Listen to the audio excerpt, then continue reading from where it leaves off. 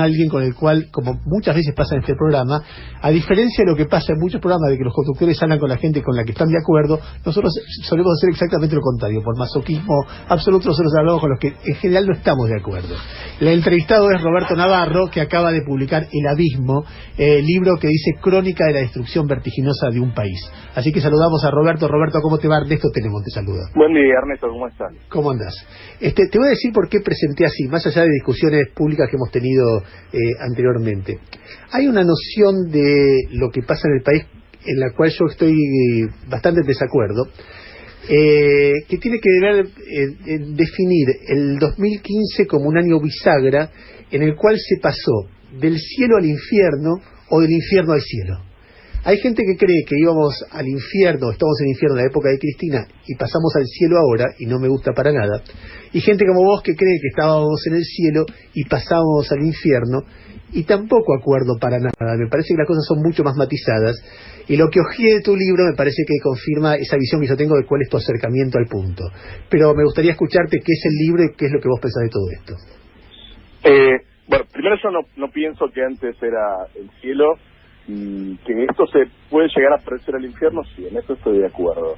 Y el libro lo que hace, ahí dice Crónica vertiginosa, porque lo que traté de hacer es durante un año trabajar en tiempo real, que era lo que estaba ocurriendo, y ahí entonces te encontrás con una mezcla de medidas económicas que transfieren recursos de los trabajadores a la cúspide más rica, a la concentración económica, al tiempo que se da un avance represivo, una restricción de las libertades individuales, que tiene que ver con la persecución a opositores, con la persecución a sindicalistas, con la represión en las calles, con el asesinato de Maldonado y Nahuel, con todo un esquema represivo que claramente acompaña un plan que no solo es neoliberal, porque la verdad es que en todo caso, si después de 12 años de un gobierno como el de Cristina, que claramente priorizaba la distribución, en algún momento yo diría en los últimos 4 años, dejando de lado algo que hay que hacer constantemente, que es la producción de riqueza.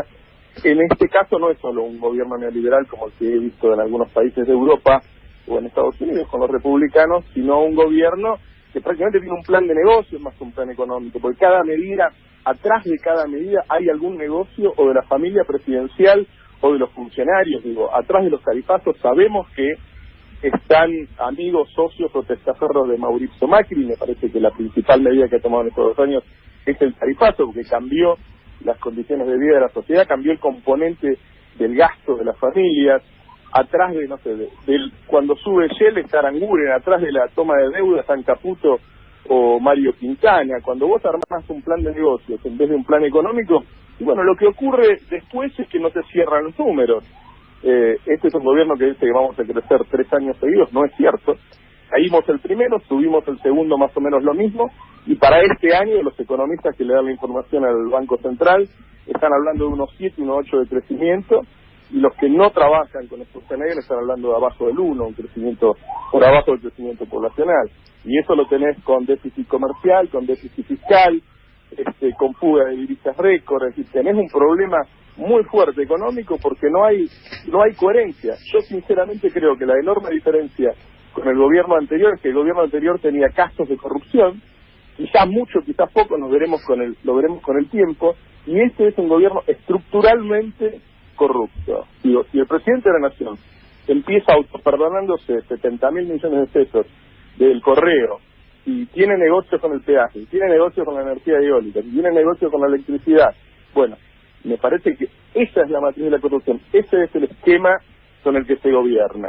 Y eso no puede terminar bien. Yo soy pesimista, claramente. No, bueno, espera. Una cosa es la visión pesimista de esto, porque vos has leído tanto como yo ciclos parecidos de populismo, gobiernos liberales donde el populismo se queda sin nafta una y otra vez, queda involucrado en hechos de corrupción muy fuertes, populismo, o poner el nombre que quieras para que no suene despectivo, son reemplazados por otros que ante la falta de divisas empiezan a tomar medidas que favorecen a los sectores exportadores. No es la primera, y eso termina mal, digamos, eso lo hemos visto siempre, pero en general los segundos periodos entran sobre el agotamiento de los primeros, donde no había inflación, hay inflación, donde había superávit fiscal pasa a haber déficit fiscal, donde había superávit comercial pasa a haber déficit comercial, donde había autonomía energética empieza a haber una dependencia de la importación energética enorme, y donde había autonomía nacional deja de haberlo, y ante la perspectiva de una crisis más o menos acelerada o del sostenimiento o de un estancamiento, aparecen otros con otras ideas que tratan de, y en general salió mal, con lo cual el pesimismo es una opción razonable, digo, uno no puede predecir el futuro siempre, pero es una opción razonable. Ahora, frente a eso, lo que vos ves es el momento bisagra y no el proceso. Te digo, uno dice, bueno, libertades públicas, represión, vos decís el asesinato de Maldonado. Y es muy difícil llamarlo de Maldonado un asesinato, como mínimo es muy polémico. Entonces, cuando uno ve esas cosas, y después hay hecho, vos decís, bueno, no es una corrupción estructural, pero cuando un presidente no puede justificar la plata que tiene. ¿De quién hablas? Perdón. ¿Qué? ¿De Cristina? ¿De quién hablas? De Cristina. No, ¿cómo? Si Cristina, ¿cómo no va a justificar el blanco? Eso es algo que se dice livianamente y que jamás puede ser cierto. El dinero que vos tenés blanco, vos, Cristina o yo, para convertirse en blanco, cada mes pasa por la FIP. Y la FIP hace un control de tus ingresos y tus egresos para ver si ese dinero que vos declarás anualmente en impuesto a las ganancias se corresponde con la realidad. Todo dinero que es blanco pasó por la FIP, fue controlado por la FIP y puede volver a ser controlado. El dinero blanco es bien habido. Es mentira eso de que se puede tener dinero blanco mal habido. Bueno, Claro que tengas un proceso de lavado de dinero. Roberto, yo veo un crecimiento de una fortuna personal que es exorbitante. Desorbitante, que vos no lo ves en prácticamente nadie en el mundo, en la vida, en tu contexto. Entonces, y cuando le preguntan dice, fui una abogada exitosa. Entonces, y cada vez que hay una pregunta, las respuestas son conspirativas, nunca está la respuesta, mirá, fue así, así. Pero vos creés que hablar, no hay razones para tener una visión conspirativa. Acabás de hablar de Lula, podemos hablar de Correa, podemos hablar de Lugo, que hay una persecución. Igual Navarro. Opositores. Sí. Navarro, perdóneme, Gustavo Graviaro. Hola, Gustavo. ¿Cómo le va? Perdóneme que lo interrumpa. De cualquier manera, yo entiendo que usted habla de la FIP. Es la misma FIP que tenía como monotributista a Fariña mientras ostentaba un nivel de vida. Pero la FIP se puede controlar hoy, Gustavo. La FIP si quiere decir hoy que hay dinero que acumuló Cristina y es negro, lo puede hacer hoy. Hace 2 años y medio que están. ¿Por qué no lo dicen? Entonces sí podemos trabajar. Yo te digo una cosa, yo no soy de los que dice yo pongo las manos en el fuego por Cristina, no tengo por qué ponerlas, ¿ok? Yo soy de los que dice, a ver, caso por caso, vamos a ver, esto pagaba coimas en el alquiler de un hotel, yo voy, averiguo que el hotel valía lo mismo que le pagaba el inquilino, y entonces digo, ¿cómo vas a cobrar coimas si te está pagando lo que vale? Y si además te lo paga en blanco, te lo paga con una factura, te da un recibo, lo cobra en cheque, ¿desde cuándo las coimas se dan en cheque pagando un alquiler lo que vale? Tráiganme un caso en donde Cristina realmente haya hecho corrupción y yo te digo, ¿sabes qué? Es una corrupta. Me encantó la política, me encantó que haya generado 5 millones de empleo, que nos haya desendeudado, ¿sí? Que haya mejorado la vida de los abuelos, de los chicos, pero es una corrupta. Pero no se verificó hasta ahora. Y no, está bien, te saco el tema de la corrupción, porque igual no nos vamos a poner de acuerdo hasta que no haya una condena judicial o una absolución judicial. Pero, ¿y te parece correcto a vos? ¿No es incompatibilidad de que haga negocio la primera magistrada con... Sí, no tendría que haberle alquilado, así es, a la Cervaz, no tenía que haberle alquilado. ¿Y por qué lo hizo? Ella dice que, bueno, que en Santa Cruz son 4 gatos locos y el que le ofreció alquilárselo es él. Estoy en desacuerdo, está mal. Roberto, a ver... no es lo mismo que cobrar una coima por ahí. Cuando vos ves el dato de pobreza la semana pasada, ¿no le crees? Mirá, te invito a hacer algo, Ernesto, porque yo sé que a vos te interesa y que buscas el dato y que no te quedás con lo que no encontrar. Chino, Germano y Flaxo. Para mí, o sea, vos sabés que todo lo que hizo Moreno es terrible. Moreno nos mintió durante muchos años, 6.000 vino diciéndolo, y creo que le bajó el precio a la parábola pública durante la década pasada con sus mentiras. Yo, todos los últimos años, seguí Gino Germano y Flaxo. Ambos terminan el gobierno kirchnerista, uno con 20% de pobreza y otro con 22%. El año pasado, a fines del año pasado, quedaban 32 y 34%, un crecimiento de entre el 10 y el 12%, que son 4 o 5 millones de pobres más. No tienen el número ahora para ver cuánto bajó. Sin duda, después de subirlo tanto, Cambiemos, el nivel de pobreza, debe haber bajado un poquito para las elecciones porque movió plata con la construcción, con los créditos, muchos salarios no perdieron el año pasado con respecto a la inflación, debe haber bajado 3 o 4 puntos. Con respecto a la pobreza que generó el mismo Macri, ¿se entiende el concepto? Sí, es difícil porque tomás un dato de institutos que depende quién lo esté midiendo, pero bueno. Pero no puedo tomar el INDEC. Oíme, se fue, ¿cómo se llama? Cynthia Fox. Se fueron 2 o 3 funcionarios de primer nivel, digo, por la gente que no sabe, es la directora de encuesta permanente de hogares. O sea, ¿te parece que es falso el dato? Sí, 2 cosas hay. Primero que lo que hace Macri es mentir diciendo que la pobreza del gobierno anterior empieza en el 30%. Roberto... Vos no podés pensar que un gobierno que generó 5 millones de pobres, que le dio jubilación al prácticamente 100% de las personas, instaló la asignación universal por hijo, que no tuvo ninguna crisis fuerte, termina con un 30% de pobreza. 20 de todas maneras es altísimo, y un día podemos discutir por qué Cristina no solucionó el problema de pobreza después de tantos años de viento a favor. Vos sabés que hay estudios alternativos como el del CEDLAS, que habla del 30% y plantea que hoy está en el piso más bajo. Hay otros que no. Pero bueno, tenemos el lío que las estadísticas se rompieron donde el gobierno anterior, entonces da para usar una y la otra. Espera, déjame otra pregunta. La creación de 700.000 fuentes de trabajo en el último trimestre del año pasado, ¿eso lo crees o no lo crees? Mira, vos sabés que el otro día me avisan del Ministerio de Trabajo, una fuente, me dice, ¿crees que le acaba de presentar el presidente un informe que dice que el primer trimestre termina con un desempleo del 5,5? Después no terminó el primer trimestre. Bueno, pero se lo presentó. Ya van varias veces que me muestran datos falsos que le presenta Triaca al presidente y a veces empiezo a dudar si no le están escribiendo el diario de Irigoyen a Macri. Pero era INDEC, es dato del INDEC de consolidado de fin del año pasado. Sí. ¿Vos ves alguna razón como para que haya generado semejante cantidad de empleo? Y veo un crecimiento fuerte del empleo en la industria de la construcción medido por construcción, claro. ¿Que no es así? La construcción generó 70.000 puestos el año pasado.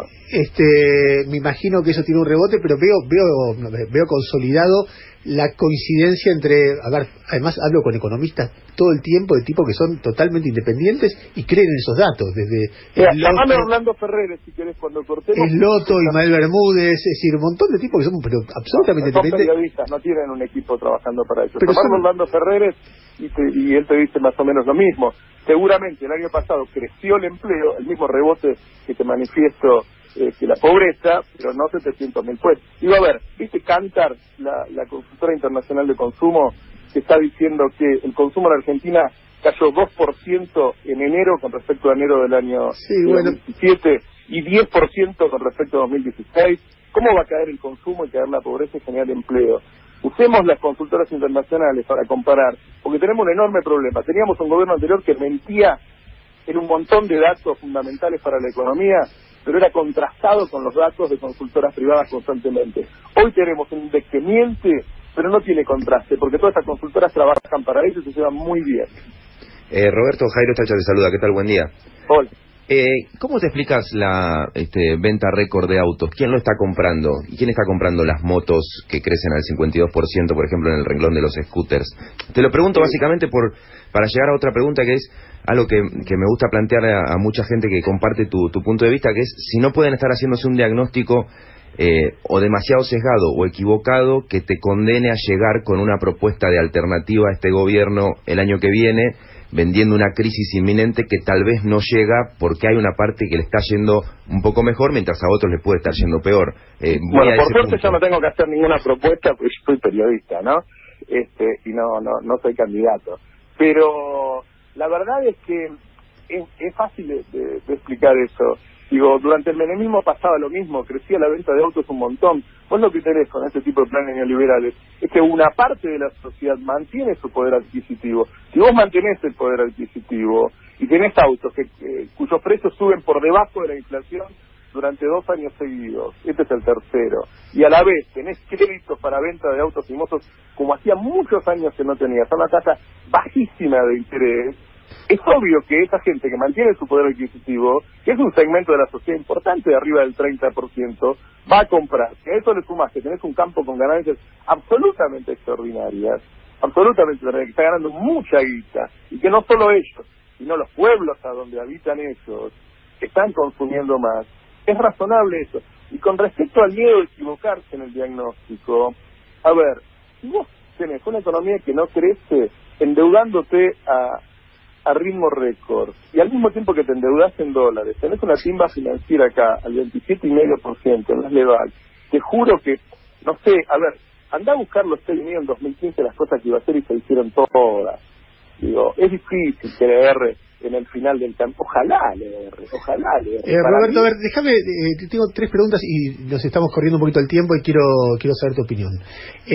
La primera, cambiando el eje del espejo, porque vos escribís sobre Macri, das vuelta al espejo para mirar al kirchnerismo. ¿Por qué hace 3 elecciones consecutivas que el macrismo le gana? En el 2013, en el 2015 y en el 2017. En el 2017 ya gobernando 2 años. Pero no solamente eso. En la capital, después de ganar de gobernar, no sé, 8 o 10 años, gana por 15 puntos de diferencia en los barrios más humildes, Lugano, Mataderos, etcétera. ¿Por qué pasa eso? ¿Por qué el kirchnerismo no logra proponer una oposición que, dado que el macrismo es tan malo, le gane? Porque el kirchnerismo termina desgastado, después de 12 años perdía, y ese desgaste no se renueva. ¿Cuál es la propuesta nueva? No hay una propuesta nueva. Y lucha con un gobierno absolutamente moderno en la manera de hacer política. Lo hace muy bien.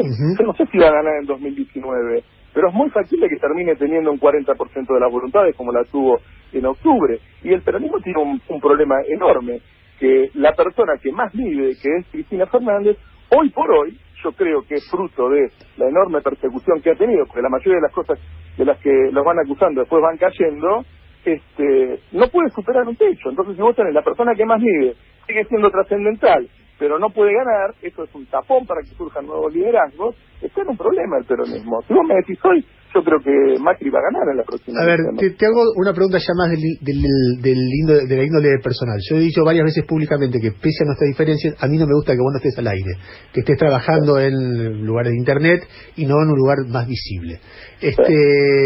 La pregunta que me hago es ¿por qué ocurre esto? Porque, a ver, uno ve el programa de Gato Silvestre en C5N y es un programa muy combativo respecto al gobierno. Hay que hablar a Leberco, Esloto, y distintos compañeros que están trabajando ahí.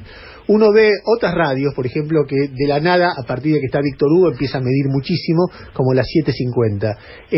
¿Qué hubo con vos? Porque digamos, Macri podría enojarse con todos ellos. Ahora, hay algo que alguien te cobra a vos que no tiene que ver con el enojo de Macri, porque es como circunscripto a lo que te pasa a vos, ¿entendés? Entonces quería saber cuál es tu reflexión sobre eso. Mira, yo en el libro lo pongo. A mí Rogelio Frigerio me dijo que me iban a echar 3 semanas antes de que me echaran.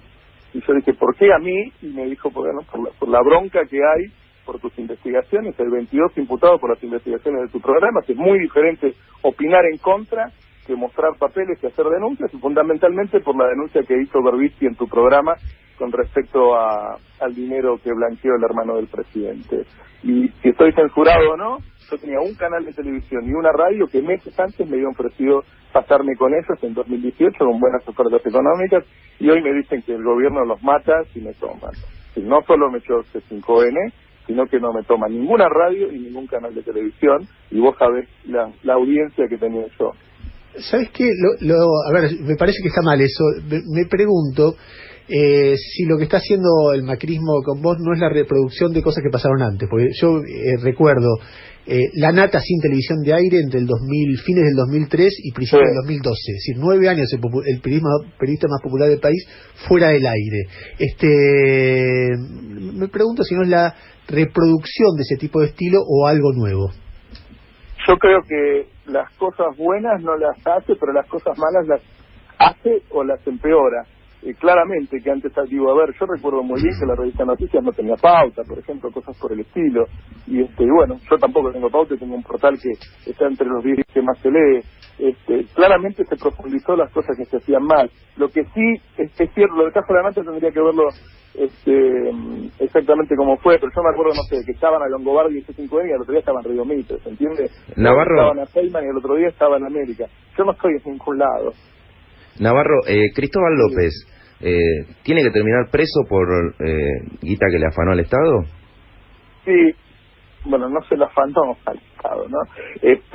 Cristóbal López es moroso en una cantidad lujuriosa de dinero. Digo Sí, moroso porque no es evasión. Tampoco, Pero claro, voy a- no es evasión. Retuvo plata que la había recaudado el Estado a través digo, de me él. parece bien, porque el que evadió es el hermano del presidente, ¿no? Que después tuvo que blanquear 600 millones, y nadie pregunta si tiene que estar preso el hermano del presidente. Se dijo una ley para que no esté preso, que fue la ley del blanqueo, y por decreto se incluyó al hermano. Cristóbal López, al igual que muchísimos empresarios en Argentina, retuvo una cantidad de dinero, es decir, le dijo a la FIP, se la debo, y nunca se la pagó, una cantidad de dinero enorme. Sí, no sé cuántos empresarios han hecho eso por el volumen de Cristóbal, ¿no? Bueno, pero ¿a vos creés que si uno retiene 100 millones no tiene que ir preso y 8.000 sí?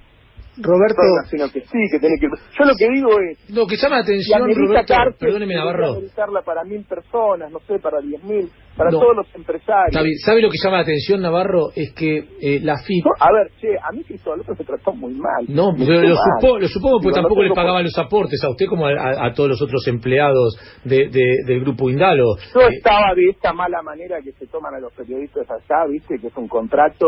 Sí. y Lo que- bueno, lo que hay pasa es hablar que de la gente que despidió. La pregunta que uno hace es, bueno, Cristóbal López está en una punta, pero la otra punta, y volvemos a la FIP, es la que le tiene que controlar y que le daba planes de pago que él no pagaba, dejaba caer otro plan de pago y hacía hasta 55. ¿No hay una complicidad de la FIP con Cristóbal López en toda esa maniobra? Y yo creo que si le permitieron llegar a deber 8.000 millones de pesos, sí. Con lo cual, quien era el responsable de la FIP es tan responsable como Cristóbal López de esa evasión. No es evasión, otra vez va a repetir la palabra. Bueno, de esa retención... Bueno, es una opinión, para mí es evasión. Para mí es evasión. Si un tipo se presenta a muchas Pero, moratorias. Bueno, está bien, como mínimo es responsable de que no haya aportado Pero al Estado el dinero que debía. Sí, claro. Con lo cual también digo le debería corresponder algún tipo de reproche penal, supongo yo, al ex titular de la FIP. Pero estaba Abad en ese lugar, Alberto Abad. No, bueno, antes estaba Echegaray, todo el tiempo Abad. Bueno, pero empezó a Abad denunciar, también estuvo y no le cobró. Abad le agarró la cosa. Está bien, está bien. Roberto, tengo una última pregunta. Cuando yo veía lo que vos hacías en C5 antes de que te rajaran, había un tema que me ponía muy... Me preguntaba sobre el ejercicio profesional. Cuando vos insultás a Macri al aire, a Macri, a Cristina o a quien sea, si digamos... ¿no estás pasando una raya cuando digo usted es un hijo? Yo lo insulté una vez a Macri y después le pedí disculpas públicamente y le pedí disculpas por intermedio de Jorge Greco. O sea, está mal. Sí. Está mal. Roberto Navarro, bueno, no sé si querés cerrar la nota de alguna manera. No, a ver, en la situación que estoy censurado tengo pocas posibilidades de vender mi libro, así que yo te agradezco que me hayas llamado y espero que la gente pueda comprar ese libro del abismo y tenga esa versión que no puede escuchar. Como bien vos dijiste, las voces que piensan tan distinto a Mauricio Macri hoy no tienen expresión en los medios individuales. Me gustaría discutírtelo, pero a muerte esto, porque Llamame mañana. A ver, te voy a dar un ejemplo de cosas que pasan. Si yo hubiera escuchado gente del mundo periodístico kirchnerista en la época de Cristina pedirle la renuncia a coro a un ministro clave, como pasó la semana pasada, donde Eduardo Feynman, Alfredo Leuco, Luis Majul, etcétera, tipo que muchos de ellos piensan muy distinto a mí, le pedían la renuncia a Aranguren. Yo veía la prensa kirchnerista estaba prohibido en algunos poner la palabra inflación. Ya no denunciar a un ministro. Y lo que veía era... Yo pedí la denuncia de Moreno y de Berni. Bueno, varias veces. Te agradezco, Roberto, y suerte con el libro. Chao, gracias por llamarme. Era Roberto Navarro presentando su libro El Abismo, crónica de la destrucción vertiginosa del país, y charlando un poco sobre cómo está el país, cómo lo ve uno, cómo lo ve el otro. Insisto, en este programa nos gusta más hablar con gente que estamos en desacuerdo que con gente que estamos de acuerdo, porque nos aburre.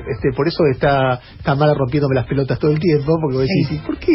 ¿Por qué acepta una cosa así? Y porque nos gusta esta cosa de que... Ya lo sé.